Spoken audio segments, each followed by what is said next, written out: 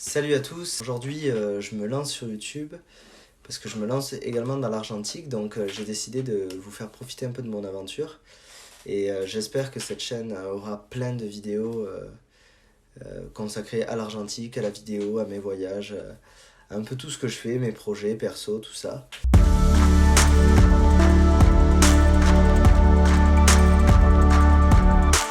Donc l'argentique c'est quelque chose que je voulais commencer depuis très longtemps mais que je trouvais pas la motivation, je trouvais ça assez cher. Puis j'étais vachement dans la vidéo, j'étais dans mes projets perso, je me laissais pas le temps. Puis le confinement est arrivé et en fait j'ai retrouvé un peu plus de temps. Et en plus de ça, un de mes meilleurs potes a voulu se lancer dans l'argentique pour faire de la photo.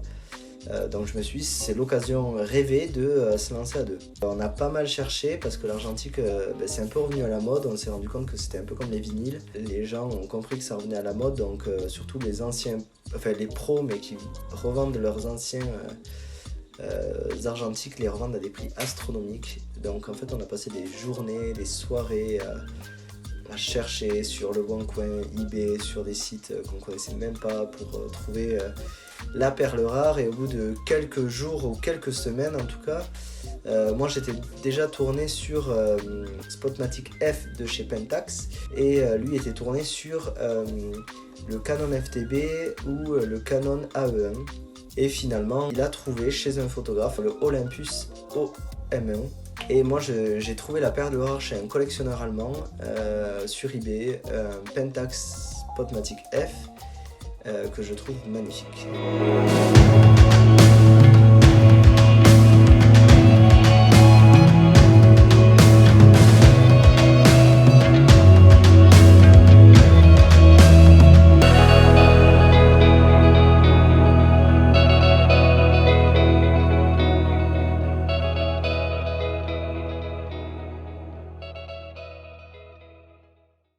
Pour ceux qui veulent se lancer dans l'argentique en tout cas, il faut déjà chercher un boîtier qui est simple d'utilisation. Si vous n'avez jamais fait de photos comme le pote avec qui je me lance, vaut mieux partir sur des boîtiers qui sont assez simples d'utilisation.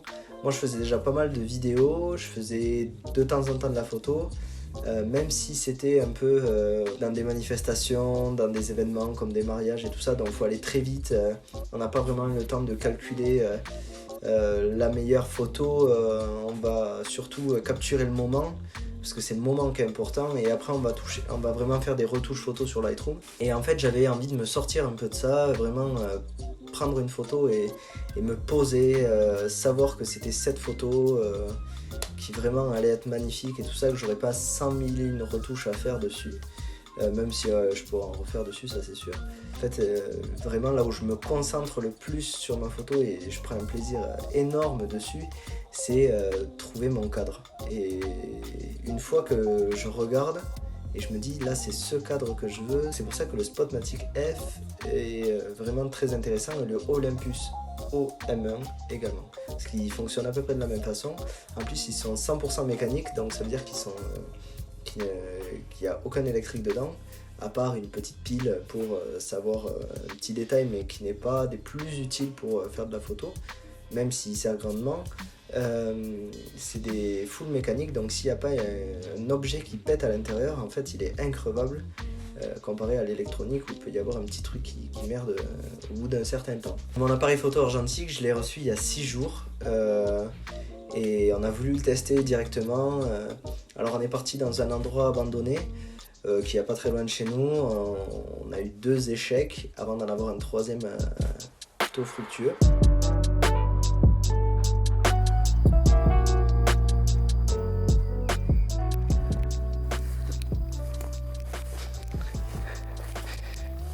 Alors l'échec est là.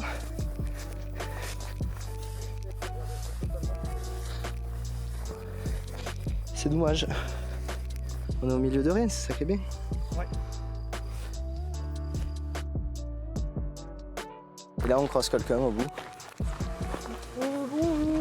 Excusez-nous. Non mais on voulait pas déranger. On s'est perdu.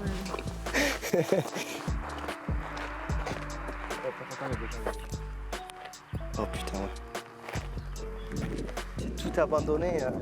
Je me dis le soir... à 21h, fait 21h même avant.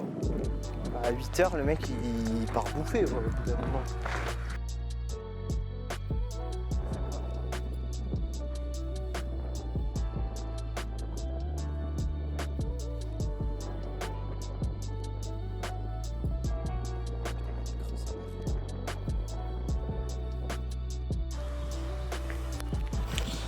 Oh, ou la zub. Oh putain, trop stylé.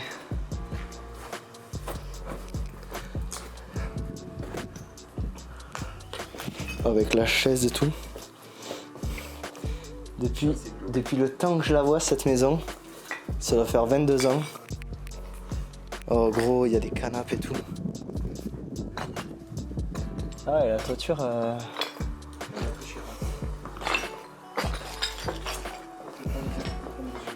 Ouais.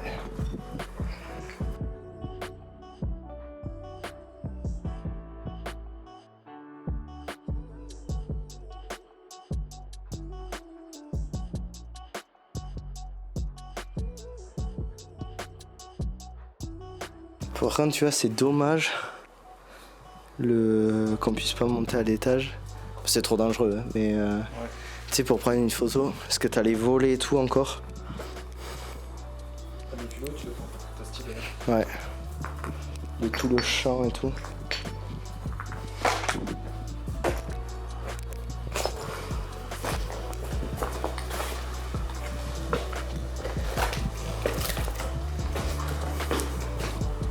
Comme ça doit être le gars. Putain, gros, ce visu. C'est ouf.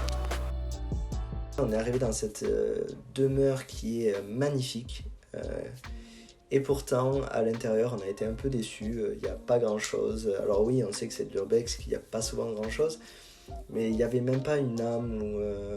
il n'y avait même pas quelque chose qui faisait vibrer cet endroit.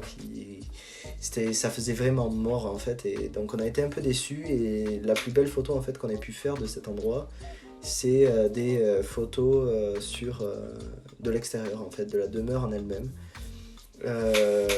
Et là vraiment on s'est rendu compte que cette maison elle était vraiment magnifique. Ce qu'il faut savoir, c'est qu'aujourd'hui de l'argentique ça coûte à peu près la gamme de prix, ça va coûter entre 80 et 200 € pour un appareil photo. Le Spotmatic F je l'ai eu pour 130 et l'OM1 on l'a eu pour 80 €. Les pellicules coûtent entre 4 € on va dire et des dizaines d'euros. Et sachant qu'on peut faire que 36 photos par pellicule, ça commence à faire très cher. Mais la sensation qui est incroyable quand on prend une photo, c'est que là, on clique sur le bouton et on s'est dit j'ai pris la photo et on a vraiment la sensation d'avoir fait une photo. Et la photo, on ne peut pas la voir avant le développement, donc en fait, on ne peut pas voir si elle est bonne, si elle est trop cramée, si elle est floue. On ne peut pas voir tout ça, on le verra qu'au développement, donc il faut qu'on fasse les 36 photos. Actuellement, on n'en a fait que 12, donc il nous en reste un paquet à faire, enfin il nous en reste 24 à faire. Donc ça, on va s'en charger dans les prochains jours. Et on a reçu aujourd'hui, en même temps, aujourd'hui est une journée merveilleuse, on a reçu un énorme colis de notre laboratoire en fait. On va développer les photos de A à Z et je vais en faire des vidéos. Sur le labo, sur comment on développe une photo en partant du déclencheur jusqu'à sur le papier avec un agrandisseur. Donc on a eu énormément de chance puisqu'en fait on a tout trouvé d'occasion sur le bon coin du matos qui date des années 70-80. Pour pas très cher, il faut savoir qu'un agrandisseur aujourd'hui ça vaut à peu près 200 €, nous on a pu l'avoir pour 100 €. Donc c'est vraiment rien. Pour développer en fait il faut être dans une chambre noire. Donc c'est pour ça qu'on va les développer dans une cave à vin à 3 mètres au sous-sol. Et en fait on va développer dans une partie noire avec la lumière rouge comme dans les films. Alors normalement on a testé l'ampoule, elle est jaune. On va tester parce qu'on pense que ça peut nous cramer l'image. On verra bien, on va tester. Et en fait je vous ferai des petites vidéos sur le laboratoire en lui-même. Qui sera un peu un laboratoire un peu bazar, mais on essaiera de faire des vidéos dedans si elles sont propres, des endroits où on part shooter et des vidéos un peu sur mes voyages, parce que sur des voyages, sur des documentaires photos et vidéos. J'ai pas mal de projets en ce moment qui arrivent un peu perso, qui sont reliés pas mal à la vidéo parce que de base je fais de la vidéo. J'espère que cette vidéo elle vous aura plu et je vous dis à la prochaine.